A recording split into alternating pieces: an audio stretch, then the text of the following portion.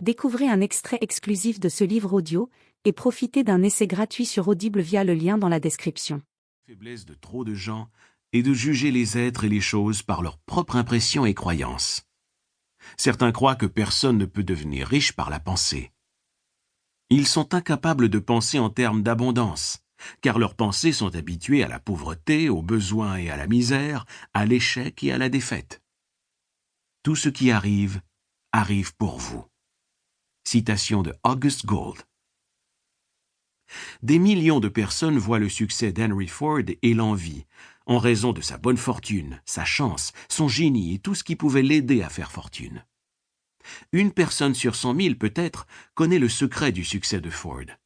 Mais ces personnes qui savent sont trop modestes ou peu disposées à en parler à cause de sa grande simplicité. Une simple transaction illustrera parfaitement son secret. Un jour, Ford décida de produire son fameux moteur V8. Il voulait un moteur dans lequel les 8 cylindres ne feraient qu'un seul bloc. Il demanda à ses ingénieurs de dessiner ce moteur sur papier.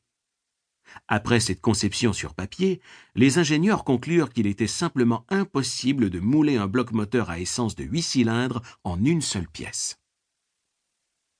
Ford leur dit « Faites-le quand même ».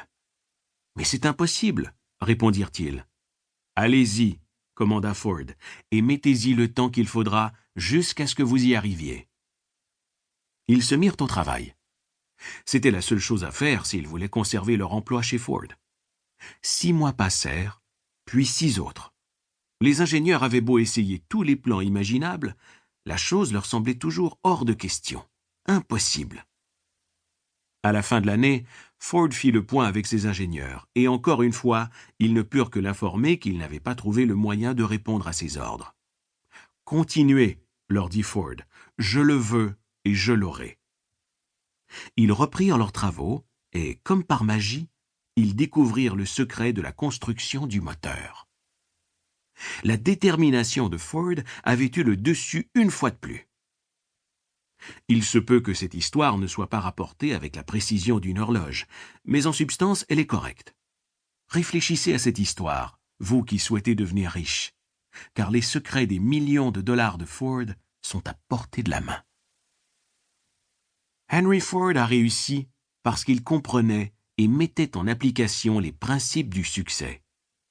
L'un d'eux consiste à désirer quelque chose de précis, en sachant exactement ce que l'on veut. Vous êtes le maître de votre destin, le capitaine de votre âme, parce que... Quand Henley a écrit ces vers prophétiques, « Je suis le maître de mon destin, je suis le capitaine de mon âme », il aurait dû préciser que nous sommes maîtres et capitaines parce que nous avons le pouvoir de contrôler nos pensées. Il aurait dû nous dire que les espaces célestes dans lesquels cette petite terre flotte, dans lesquels nous nous déplaçons et devenons ce que nous sommes, sont une forme d'énergie qui se déplace à un taux de vibration formidablement élevé et qu'ils sont remplis d'une forme de puissance universelle qui s'adapte à la nature des pensées qui nous habitent et qui nous influence de manière tout à fait naturelle pour transmuter nos pensées en leur équivalent physique. Si le poète nous avait parlé de cette grande vérité, nous saurions pourquoi nous sommes les maîtres de notre destin, les capitaines de nos âmes. Insistez aussi sur le fait que cette puissance ne fait pas la différence entre pensée destructive et pensée constructive, et qu'elle nous exhorte à transformer en réalité physique les pensées de pauvreté, tout aussi rapidement qu'elle nous incitera à agir sur nos pensées de prospérité. Il aurait dû nous dire aussi que notre cerveau est en quelque sorte magnétisé par les pensées qui nous habitent et que, par des moyens qu'aucun homme ne connaît, il nous attire comme le ferait un aimant vers les forces, les gens et les circonstances qui s'accordent à la nature de ces pensées dominantes. Tout en précisant qu'avant de pouvoir accumuler des richesses, nous devons magnétiser notre esprit par le désir intense de richesse et d'argent. Nous devons devenir sensibles à l'argent et aux richesses, jusqu'à ce que ce désir nous amène à former des plans définis pour les acquérir. Les désirs de votre cœur sont vos atouts les plus grands. Ils sont une indication des expériences que vous pourrez vivre si vous prenez la décision de les vivre. Ce sont des possibilités en puissance qui attendent que vous leur accordiez votre attention. Il ne faut jamais les ignorer. Citation de Raymond.